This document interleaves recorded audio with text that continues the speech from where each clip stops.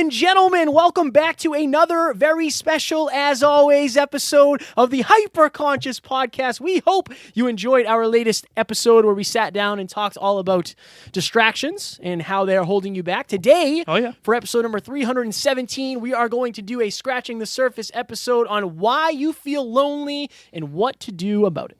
Coaching. Folks, it's interesting to me how the successful people we interview on this podcast all have mentors and coaches. Again, what if you had someone in your corner where it was their job to work on your life, but not in your life? Imagine that. That is what we are offering you. We have 2 slots each, and we're going to help you make sure you stay consistent, which is the most important thing, in my opinion, to success. Yes. I actually have 2 clients that I'm starting with today. On this day, while you're listening to this episode, there's a chance that I might be on a coaching call with one of my 2 amazing new clients. Also, if you feel lonely and you don't know what to do about it, that is why we created Hyperconscious Nation, a community of like-minded individuals where you will finally feel like you belong, like you can be yourself, where you can talk about the things that really matter and what really lights you up, and you can get advice and you can get support and you can get all of those things, accountability, whatever it is that you need. That is what Hyperconscious Nation is all about. If you go to hyperconsciouspodcast.com, click join #Hyperconscious Nation or search it on Facebook, it will come up and we will see you there. One last thing, our coaching, it's week to week, no contract. You can give it a try and you can just pay for a few peak performance calls. Give it a try, see how it is, and if you fall in love with it, you can stick with it. Why you feel lonely and what to do about it. Why are we doing this episode? All right, so we've realized through coaching many of our clients and many of the people in Hyperconscious Nation and different people that have reached out on this podcast that a lot of people feel like they're the only ones who are into personal development, like they're the only ones who think the way they think. And Kevin in particular has one particular client who just recently talked about how she's the only person in her area that thinks like her.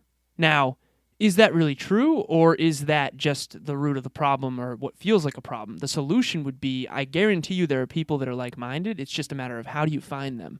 So that's why we're doing this. Yeah, the one thing was like, a lot of people will say, I'm the only person like this. I'm the only person I know that's into this around here. Now, that's not necessarily true. I would reframe that as, how do I find other people like me? Where are other people like me? Where would they shop? Where would they be at the gym? Would they be at Barnes & Noble? Would they be at the meetup things? Would they be at Eventbrite things that are around here? Like, that's one of the things that I would ask. So one of my favorite questions, I asked this on stage. So if you have not seen Alan and I speak in person, this will be a little thing from it. But are the people in your life the best from your past or the best for your future? When we talk about the 5 buckets, that's something that we've talked about before. You have the nostalgia bucket. This is people that you talk to maybe once a year, maybe twice a year. You see them at family parties, whatever. You have the maintenance bucket. These are the people that are in your life. And again, right, wrong, or indifferent, that's none of this. Like, it doesn't make them a bad person. But when you hang out with these people, you don't talk about this stuff. These people aren't focused on growth, right? These people probably have a fixed mindset. They're not into this like you are. When you hang out with them, you don't necessarily expect to get better. Right. Then you have the mentee bucket. These are the people that you're teaching. That helps you lock in. You have the growth bucket. That's people like Alan and myself. We're in the growth bucket for each other. It's people that you can pitch and catch with. And then you have the mentor/wisdom bucket. These are people that are way ahead of you, the Dave Meltzers of the world, the Evan Carmichaels of the world, those kinds of people.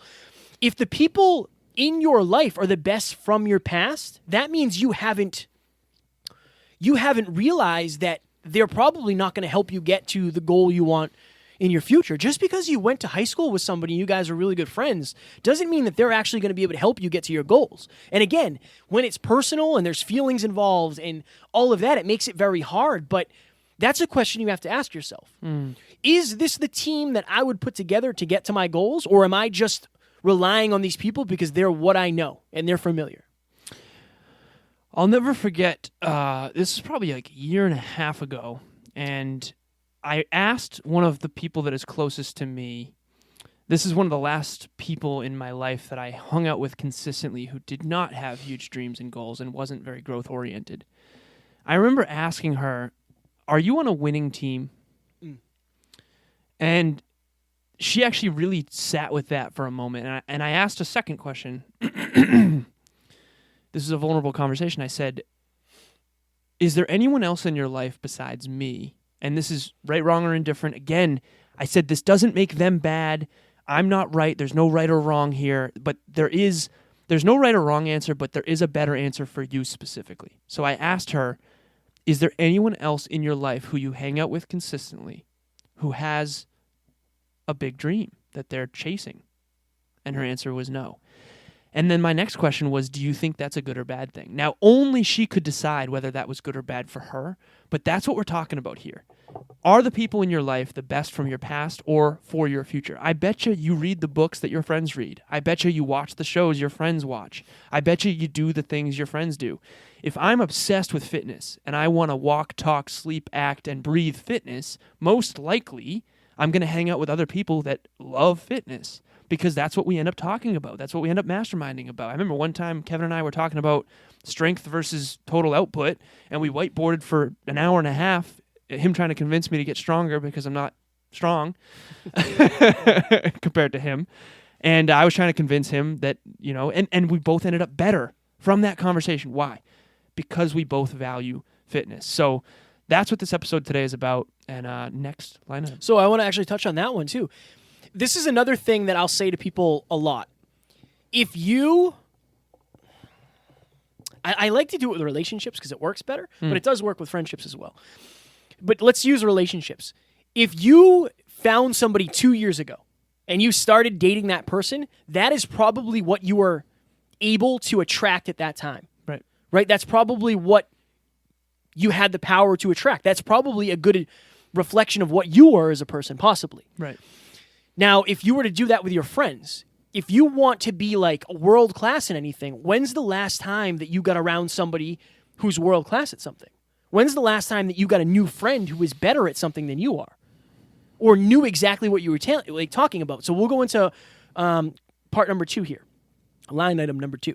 So there's Frank Shamrock. He's an old UFC fighter. He had this thing called the plus minus equal, and it's kind of like the 5 buckets, but at all times, you should have people in your life that are way better than you. So these are growth and wisdom people. You should have people below you that you're mentoring. These are mentees. And that can be maintenance people too that you're trying to get to become mentees. Right. And you should have your equals. This is your growth where you can pitch and catch. Now, if you're growing constantly, if you're into personal development, if you're listening to the Hyperconscious podcast, you're trying to become more hyperconscious. That means the people around you might go from equal to minus. And that's a scary thing.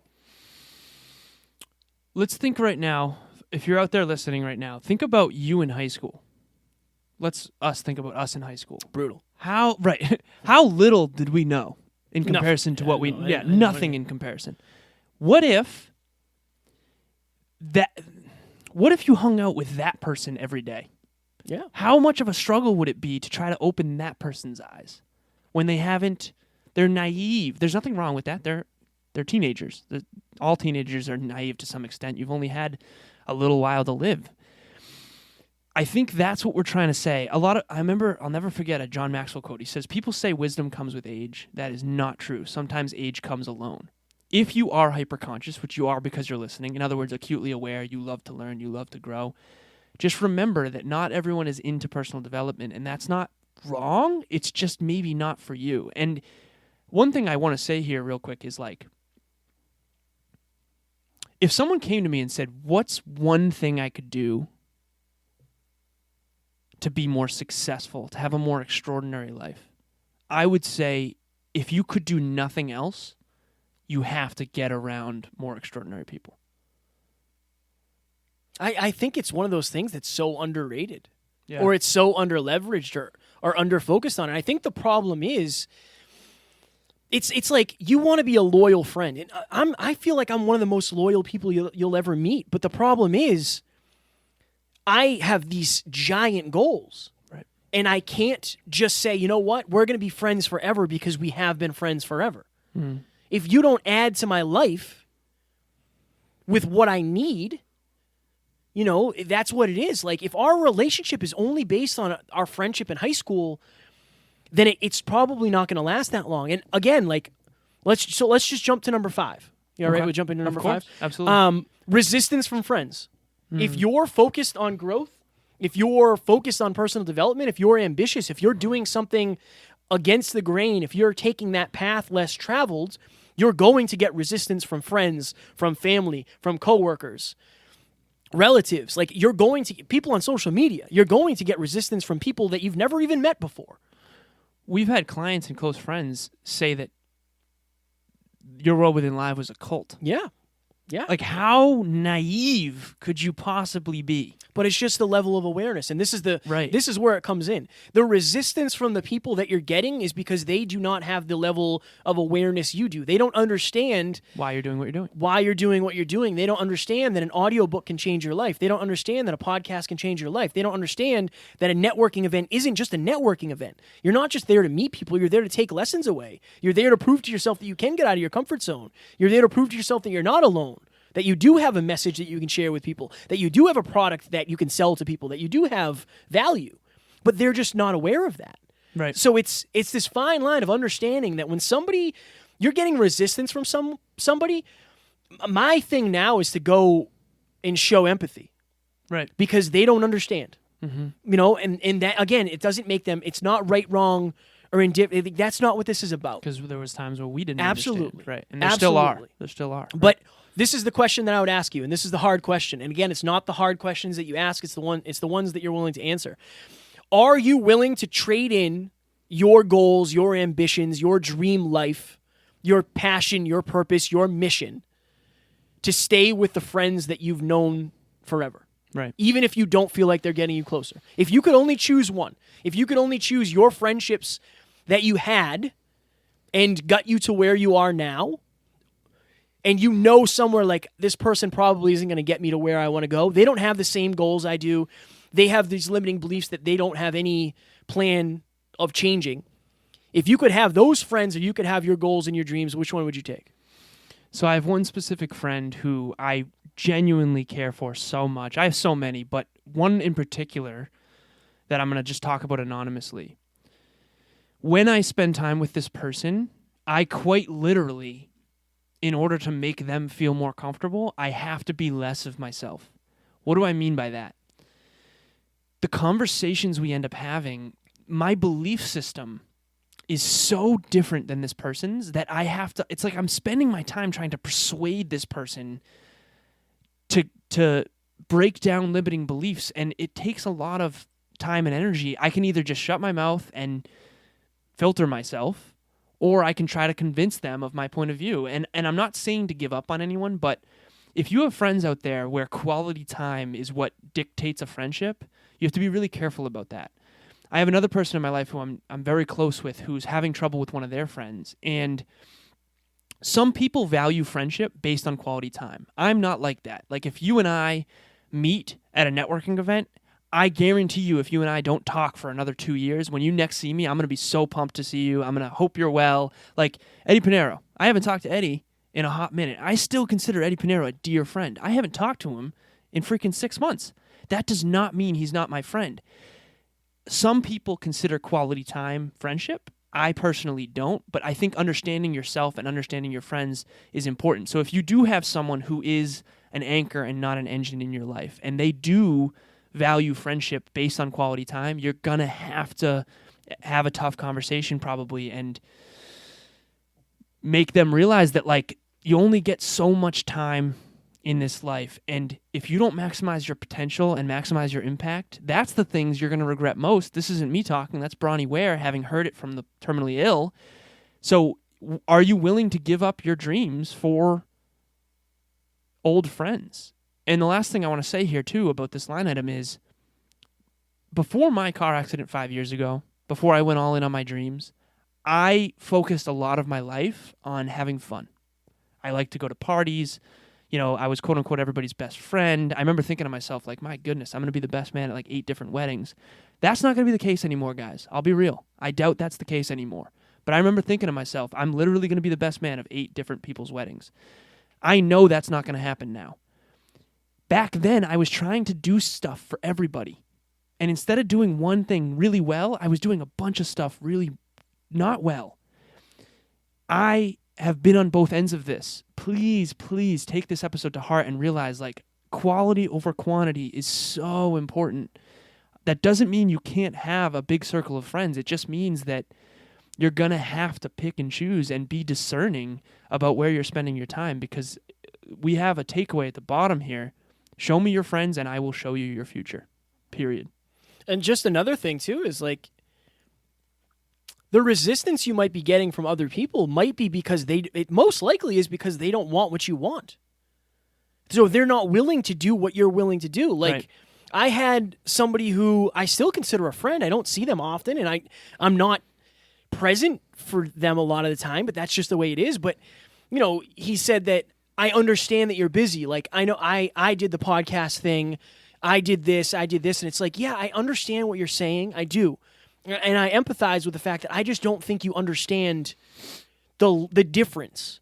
Like, again, and this isn't about how many things we're doing. We chose to do this. Right. And that's the point, though. Right. The point is, if I chose to do this and you didn't, you might be offended by the fact that I don't have time to do the things I had time to do, like 8 full-time clients, 4 episodes, an amazing relationship, the fitness thing 6 times a week, Right. traveling, Right. like all of these things. If you don't want what I want, then you're probably not going to get the same amount of time as you would 5 years ago, because we probably did want the same thing. We probably wanted to have fun. Right. I probably wanted to get drunk. I probably wanted to smoke weed. I probably wanted to watch Netflix. And I still do those things. Not the weed thing and get drunk often, but I do watch Netflix. But let's connect this to number 4. Yeah. Let's connect this to number 4. So number 4 is everyone's in the friendship for a reason. So back when I talked about pre-car accident, I had a lot of college friends, I had a lot of corporate friends, and I had a lot of high school friends. A lot, honestly. I wasn't one of them. Kevin was not one of them, no. Everybody gets invited except for me. Except for Kevin. No, but I believe all of those friendships were a byproduct of the trajectory that I was on. So I believe that all relationships are actually a byproduct of 3 things. Number 1, goals, like similar goals. Number 2, similar core values. And number 3, the integration of those 2 things. I believe that. I believe if you have a similar mission, that's how Kevin and I became such close friends. Right. We have similar mission, which is goals, similar core values, and our day-to-day life naturally integrates. Fitness is one example. If we both go to the gym every single day, like when we travel together, we get to go to the gym together. So How everyone's... about this too, real quick? Yeah. Our core values that weren't helping us get to our goals got filtered out I know. because of one another. Right. That's another thing. Yeah. And the bigger your goal is, the bigger your mission is, the more you're going to have to filter out and hone in on the primary core values. So for Kevin and I to achieve our mission, we have to do personal development every day. Mm-hmm. We have to do fitness every day. Like, how dare I be a fitness coach and then not do my, practice what I preach. Practice what I... How dare I be a speaker and be able to speak, how practice what I preach. Continue. Orange, get it? Save me. Wait. Orange, you glad you didn't get it? Orange. Yes, I Oh, am. God. Aren't you glad? Orange. Orange. All right, let's go. I had one thing that I wanted to say as well. You don't get to say. That's it. That's the end of the episode. That's it. That's the end. Because of the We have- jeffing. Okay, real talk. If you want to spend time, okay, imagine you have a friend who strongly disagrees with what you're doing and why you're doing. They're not very supportive. They're negative. They're energy vampires. Okay, imagine that friend. You still care for them, and you used to be close friends, but they're a struggle when you hang out with them. Okay, imagine that person. Picture them in your mind. If you have a magnificent intimate relationship, if you are spending time with that friend over your intimate relationship, I would argue you're making a poor decision. Why would you invest in someone who is not congruent, who is not making you better, who is not helping you get closer to your goals and dreams? And here's an interesting thing. Let's say you do spend time with your amazing intimate relationship and they fill your cup, they help you grow, you get to talk about the things you care about, you're working toward a brighter future. That helps every listener. That helps everyone in your life. You're not doing anyone a favor by hanging out with people who you shouldn't hang out with. You're actually doing them a disservice, because if you lead by example, if you are discerning, and you do what's going to help you grow, everyone around you is going to grow too. Yeah, and we talk. So number 4 is everybody's in the friendship or the relationship for a reason. Like, why are Alan and I friends? Because we're business partners. We have very similar goals. We have the core values, right? We love the fitness. We get better. Me being around Alan gets me better. Alan being around me gets him better in our certain specialties. Right. But I think that what we're doing, so many people are relying on the nostalgia. They're relying on the nostalgia of like, I'm in this friendship with this person because of our past. Right. If you're only in a relationship because of your past, why? That's not good. Right. If you're only in a job because it was good 5 years ago, what are you doing in it now? You're probably not that happy. So get clear on why you're in the friendship. Like, just because somebody is and again, guys, like Alan and I are talking very openly and candidly, and this is like real talk that I know a lot of people don't talk about, but I know a lot of you guys are dealing with this. Maybe not like to this degree, but if you feel lonely and you don't feel understood, there's a reason. It's because you haven't surrounded yourself with people. I truly believe the quality of a relationship depends on the level of vulnerability you have with that person. Right. Alan knows everything about me. There's nothing Alan doesn't know about me. Not a single thing. It's because I feel comfortable sharing that with him. But that also means we can be open with one another. If you don't have that with your friends and you're being a version of yourself that is watered down or filtered or not full, that's a whole nother thing. How do you ever expect to like learn and grow through your friends? Like, that's one of the best things about having good friends, quality friends. I don't have a single close friend of mine who I spend time with consistently anymore who's not growth-oriented, who doesn't have big goals. Because that's just so much. I'll never forget when Evan Carmichael told me that anyone who doesn't care about legacy, they're going to bother you, and you're going to bother them. Yeah. So whoever you are at your core, imagine how much time and energy you're spending trying to be different to appease someone else. What if you reinvested that time and energy into being your best self? Your whole life will start to change, and then you won't be lonely eventually. Eventually you won't be lonely because Kevin and I are on the tail end of this. We're starting to create a community of like-minded, incredible people who are growth-minded, who have goals and dreams. Yeah. But for a long time, it was a struggle. Well, if you let me look, because remember, there was a time where Alan and I,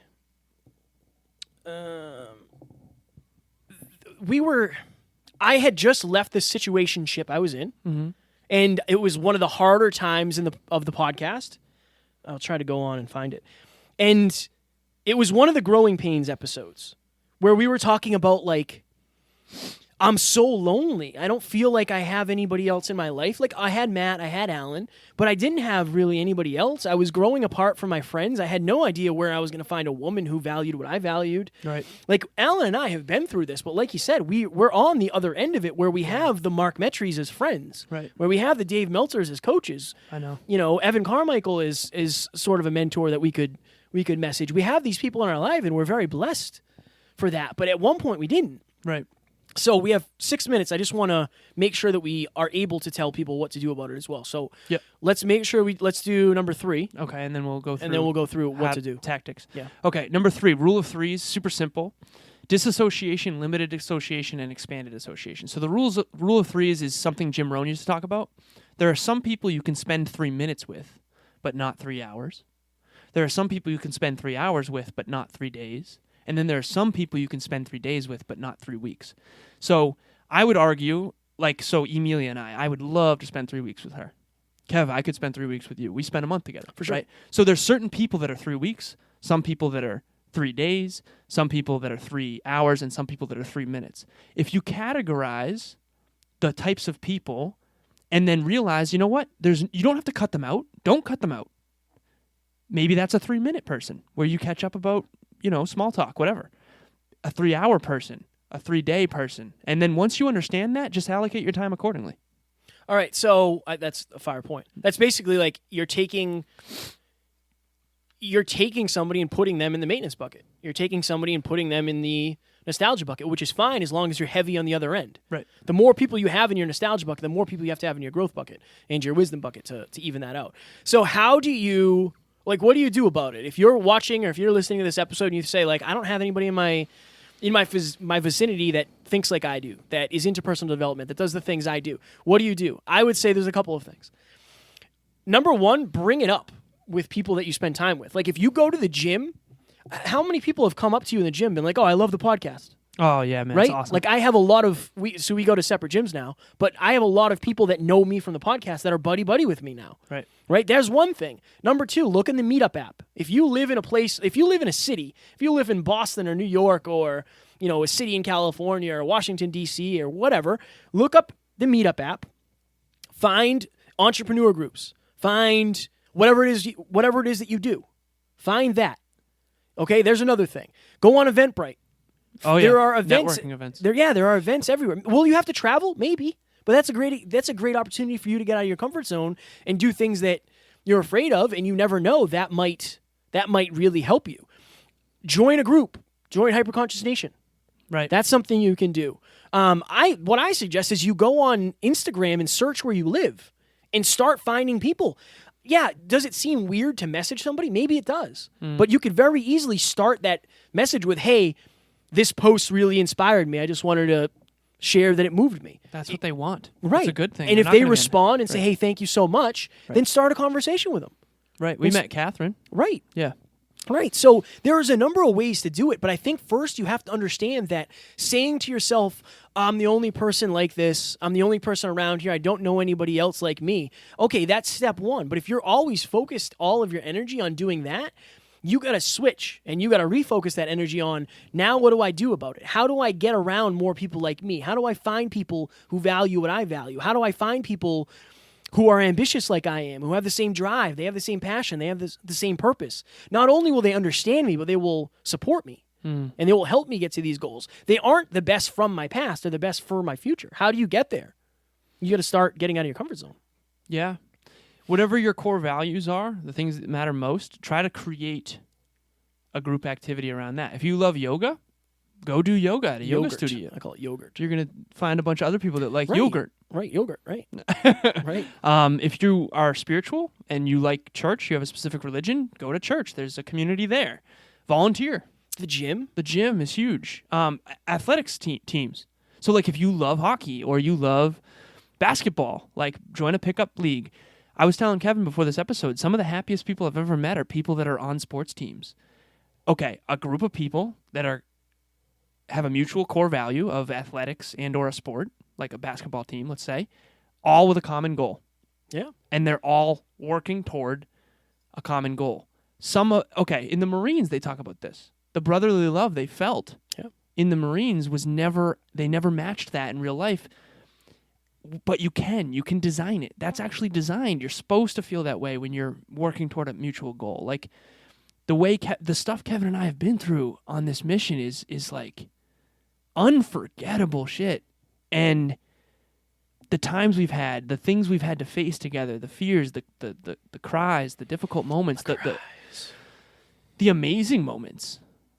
It's just all those beautiful experiences are a byproduct of a common goal and common core values. So get Tinder for friends. There's like a friend setting on Tinder. There's a friend setting on Bumble. There's like you could easily do that. Guys, get creative because the only thing that is going to change is what you create. If you force it to change, it will change. If you're always saying like, "Oh, I'm the only person that's this way," then you're always going to be that person. Mm-hmm. But focus that energy on getting around other people, making new friends, and show me your friends, and we will show you your future. We got to go. Absolute fire. We hope you enjoyed this. Up next, we have an episode with Jennifer Hurwitz. She is actually a divorce coach. Right. And we talked a lot about relationships as well, but why relationships end, what are the common causes, how many people actually break up, how do you stay together, all that happy jazz. We hope you will enjoy, and we will see you on Sunday. Talk to you soon. Bye.